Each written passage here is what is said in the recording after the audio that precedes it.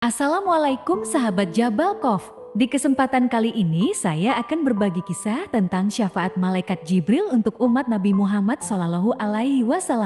La ilaha illallah Muhammadun Rasulullah. Mereka yang berasal dari tanah pastinya akan kembali ke tanah. Setiap manusia pun pastinya menginginkan tempat terbaik di akhirat kelak, yaitu surga.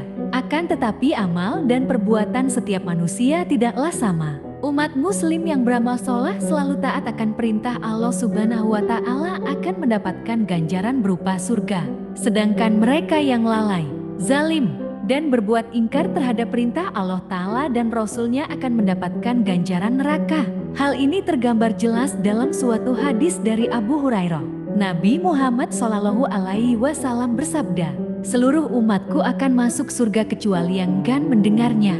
Para sahabat kemudian bertanya, "Wahai Rasulullah, siapakah mereka yang enggan itu?" Rasulullah menjawab, "Barang siapa yang mentaatiku niscaya ia akan masuk surga.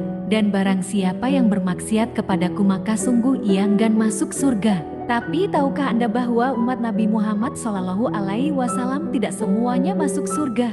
Ada sebagian mereka masuk ke dalam neraka lantaran amal kebaikan kalah daripada maksiatnya, sehingga mereka harus merasakan pedihnya siksa Allah di neraka.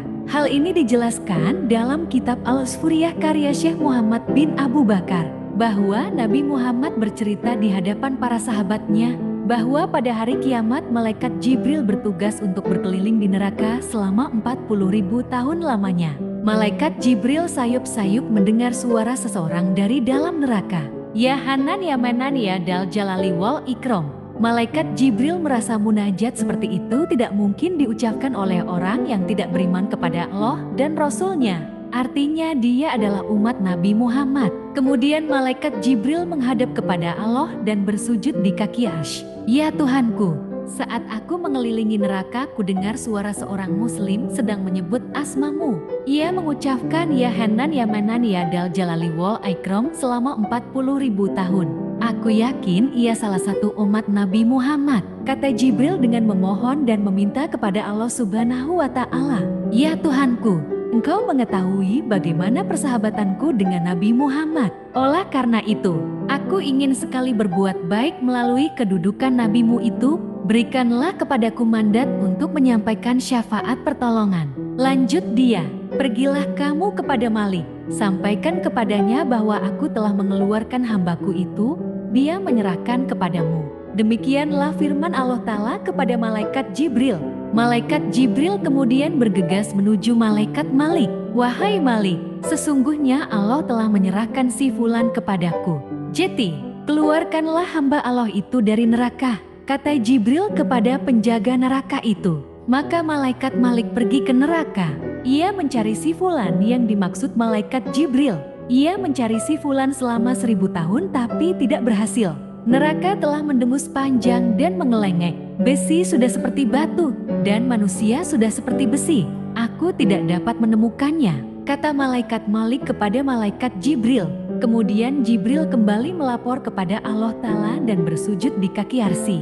"Ya Tuhanku, pencarian Malik tidak berhasil. Di manakah posisi si Fulan?" tanya malaikat Jibril. "Jibril, pergilah ke Malik, katakan padanya, Fulan ada di lembah ini, dasar ini, di sudut ini dan sumur ini," jawab Allah memberi petunjuk. Malaikat Jibril kemudian pergi dan mengabarkan pada malaikat Malik. Dan akhirnya malaikat Malik pun menemukan si Fulan dengan posisi terbakar. Kepala di bawah dan kakinya di atas dan dikerumuni ular dan kalajengking. Dan akhirnya ia pun diangkat dari neraka dan masuk ke dalam surga dengan penuh kenikmatan.